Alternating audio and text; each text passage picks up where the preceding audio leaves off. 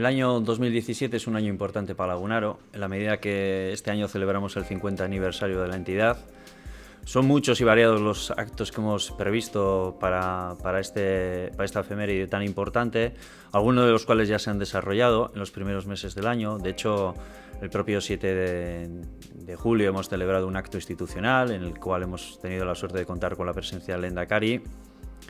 Pero más que eso, siendo importante, lo realmente significativo es que hemos homenajeado a personas relevantes en la historia de Lagunaro. Fue un acto lleno de emoción, lleno de emotividad, que era un poco lo que queríamos, como devolviéndoles un poco todo lo que nos han aportado esas personas.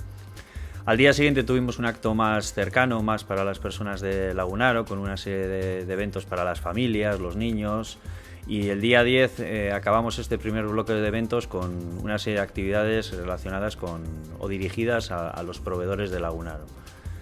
En lo que queda del año tenemos distintas actividades adicionales previstas. Bueno, simplemente decir que, entre otras cosas, tenemos en marcha un trivial dentro de la página web con una serie de preguntas relativas a Lagunaro, al cual ya han respondido más de 1000 personas y que está abierto todavía para que el que quiera pueda entrar en el mismo, y que entre todos los participantes, con independencia de que hayan respondido bien o mal a las preguntas que se formulan, pues que habrá una serie de sorteos o de buenos regalos para entre todos ellos.